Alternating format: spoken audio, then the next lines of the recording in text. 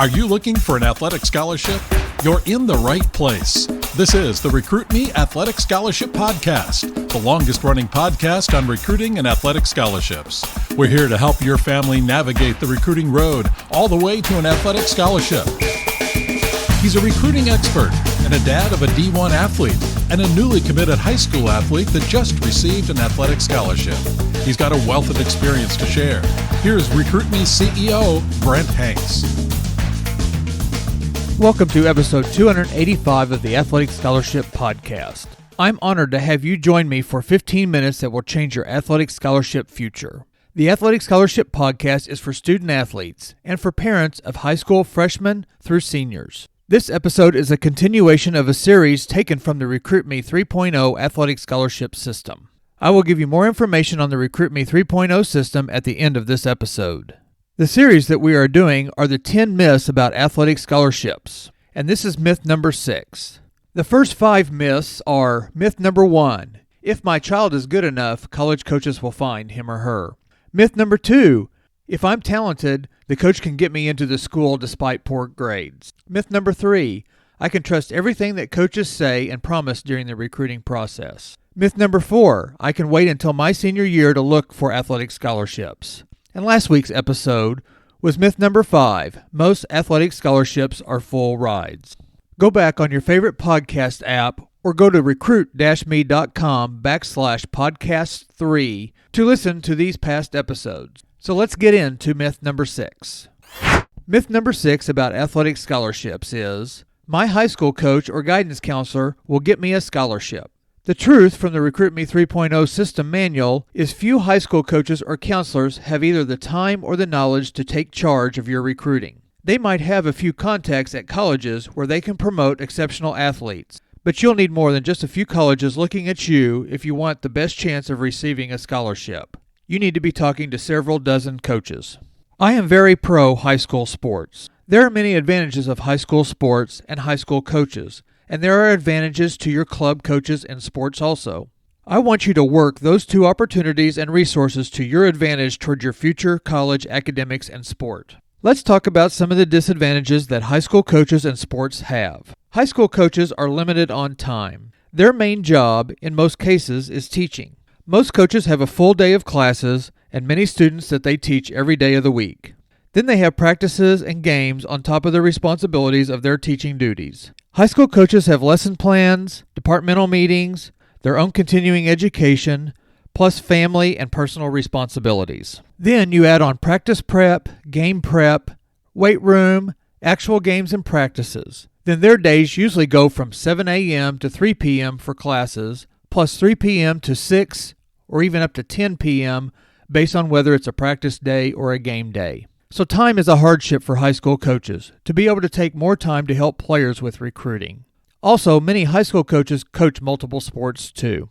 Another disadvantage that comes from the lack of time is that a coach may not have time to do research and learn about the recruiting process. There are many components to the recruiting process. When to start, how to follow up, social media, videos, visits, and more. If you've listened to my podcast, you've heard me say if there's 1,000 athletes, there's going to be 1,000 different recruiting processes.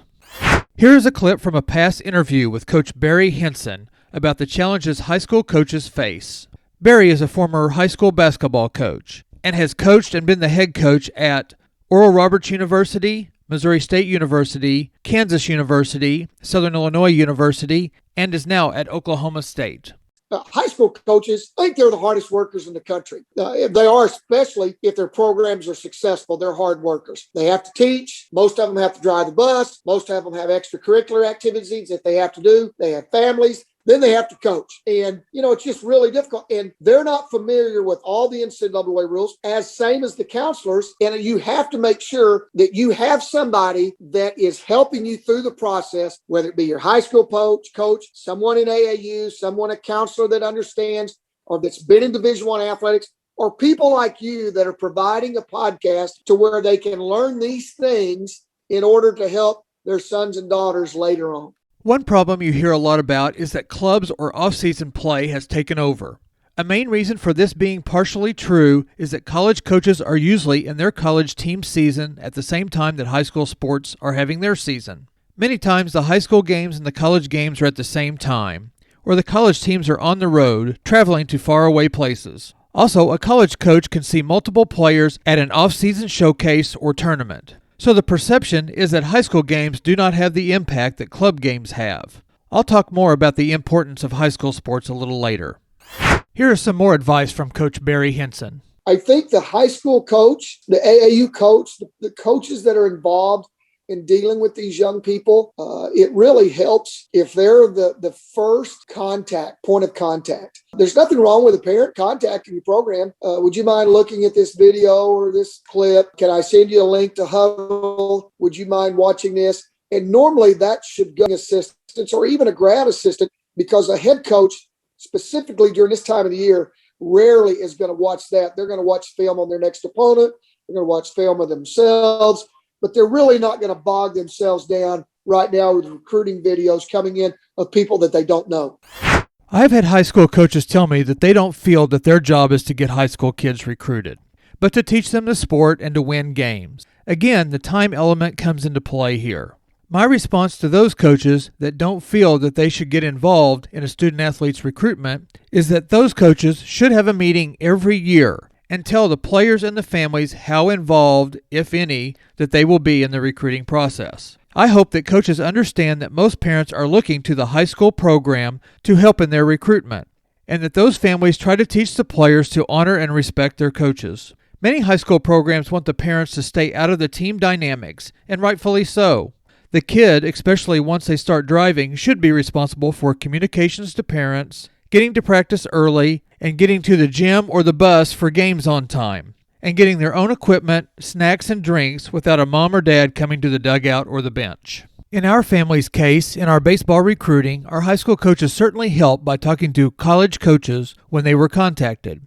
But the high school coach didn't reach out to our family or our sons and ask about what our kids wanted or needed to be recruited. Now, luckily, one of the coaches had a brother that was a college coach, and they set up a great official visit to that college, and Parker and I learned a lot from that visit, and that visit did put us on the path to his successful recruitment. I would just encourage high school coaches to tell families if and when they will be involved in the recruitment. Kids and families have invested a lot of sweat, time, and money into their sport, and they feel when they hand a player off to a program, and that coach will help guide the player to play that sport in college if the player wants to play in college. Listen to episode 272, 3 Hard Things for a 16-Year-Old to Do, and find out that it is super hard for a 16-year-old to approach a coach, especially a respected coach, and ask, "Can you help me get recruited?" Many times the adult reaction is negative, and players want to avoid that negative interaction. Heck, I even avoid that natural negative reaction too. I bought a house at age 45 and didn't tell my dad until we went to close on it. I didn't want that look. Someone asked me what the big difference was between your kid playing in high school versus college, and I said that your son or daughter actually will and wants to talk to you after a game or a practice, and that the coaches actually want you to talk to your son or daughter. That's what I think the difference is between high school and college. Another detractor for high school coaches is that some of them have stuck their neck out for past players by recommending him or her to a college coach, and the player didn't work out well at that college. The high school coach may become reluctant to stick his or her neck out again. Now, every coach that our sons have had will certainly give the college coach the truth, whether they're good or bad, about our sons, or other players if a college coach contacts them. The high school coach's word is an important endorsement for a player. I listed 5 reasons a high school coach is not usually your sole ticket to a college scholarship, and none of them are really obstacles that can't be overcome. I mentioned that a good or bad word from a high school coach can have a big impact on your recruitment. Playing for your high school team, learning, developing, performing well, and playing in a team setting is a huge plus for your resume. I truly believe the mix between your high school team's discipline and the team play and the experience of playing a lot and possibly against better competition consistently can build your, like I said earlier, resume. As I speak, these are my observations, that there is less discipline in club-type teams and tournaments. Now, your club team may have a lot of discipline, and I'm just basing that on my observations in both baseball and basketball off-season settings. There are less, if any, practices for off-season or club teams. There are no or very little grade requirements. In baseball, there are few signs given. There are few pitches called or bunts executed, because winning is not the most important thing. Players pay to play, so let's get in our swings or our innings on the mound. Catchers throw to second on a first-third situation so they can show off their arm, and a cutoff is almost non-existent. I see players scoring 20 or 30 points in basketball games in travel tournaments, and then they can't score 10 points in a high school game. Defense in a summer game is a suggestion, and 2 passes on the offensive end is many times too many. Crowds are usually the parents of players and the next 2 teams that are waiting to play. Now, there are good things to club and off-season play too, but I point out these negative items to show that high school has some advantages too. Again, a mix of the 2 types of play is good. Here's some advice for high school student athletes. When you are playing on your high school team, be 100% a Tiger, or whatever mascot you are. Don't wear your club hats or shirts. Don't say stuff like, "That's not the way our club does it." Be a chameleon. Wear your Tiger persona to high school workouts and practices, and then your club persona at your club events. Club is more lenient with high school talk than high school is with club talk. Like I said earlier, not all clubs are as loose as I implied earlier, but I do feel that high schools give you tighter rules to follow, a more rigid style of play, and more internal and external pressures to help build your ultimate sports experience. Playing for your school, your community, can be very fun and rewarding. Back 100 years ago, my high school team got second in the Missouri State High School Championship basketball tournament. The memories of not only the games, but how the school and the community supported us are still fun to reflect on. Basketball in our area is a big draw. Parker and I both got to play in a local tournament that draws 4,000 to 5,000 fans for the championship game. What a great experience. Parker got to play in the championship game twice and the third place game once, and my high school team got third place and second place when I played. Also, Parker played in the Bass Pro Tournament of Champions and played in front of 8,000 fans as he played against Oak Hill Academy, Christ the King, and a team from Utah. This high school tournament brings teams from all over the country, and 2 of the top local teams get to play. The Oak Hill team had players that went on to play college basketball at Kansas, Oregon, Florida, Kentucky, and Duke.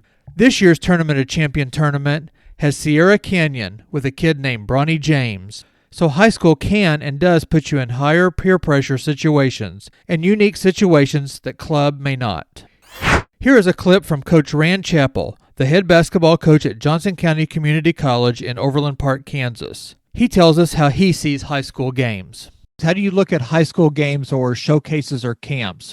Give us some information on how you guys look at those. To me personally, and this is old school, I guess, and I say it, I don't think it's completely old school. I actually value the high school situation probably more than I value the AAU, and maybe the crisscross between the two. The AAU, you're seeing, depending on where you're at, you may be playing against a higher level of competition, and that's important to see people against good players. On the high school level, I always feel like the coaches, it's a real job. You know what I mean? That they're there to put together the best team they can and to win ball games, either advance in their profession or continue where they're at, that type of thing. AAU, it's easy to go out there and say, hey, guys, shoot a 3 every time down the court, because guess what? You're really not going to get fired if you're an AAU coach. So, I feel like the high school game, teams are getting to practice more consistently. Coaches around the person every day, sees how they react to different situations, see how they play under pressure and those kind of things. And even another thing about high school basketball is you usually play twice a week.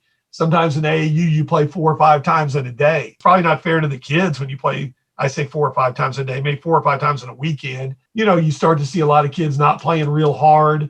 The games are pretty loose. You can kind of see the skill level, but maybe you can't tell the whole substance there. I guess when you do see a kid playing super hard for 4 or 5 straight games, that lets you know anytime he steps on the floor, he's going to play really hard. I think that's a little bit of the differences in the two. To me, the high school game probably relates closer to the college game as far as the way the coaching is and the intensity and those kind of things. Thanks to Coach Chappell and Coach Henson for their insight into recruiting and how high school affects you. There are positives and negatives that you need to navigate through with your high school and club experiences. Advice to high school players and families is to understand the role of your high school coach and the high school system.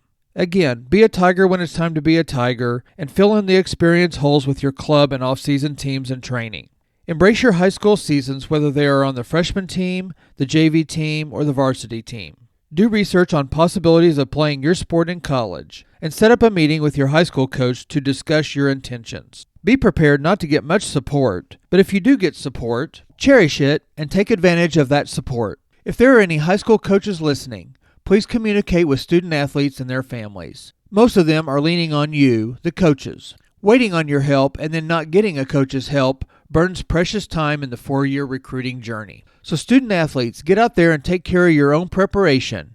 Then connect with your high school coach, your high school counselor, and your club coaches and get the line of communication flowing. Go to recruit-me.com to see all the free and inexpensive resources, the free recruiting power pack, the free athletic scholarship podcast and all the past episodes, the $1 recruiting checklist, the inexpensive books, the athletic scholarship playbook and the athletic scholarship 24-month planner and journal, and the cornerstone of your DIY recruiting, the Recruit Me 3.0 athletic scholarship system. You can get the New Year's special for only $89. Join me next week for episode 286, myth number 7 about athletic scholarships. The myth is, I have to be the best player on my team to get any athletic financial aid. I'll see you next week, and thank you for listening to the Athletic Scholarship Podcast.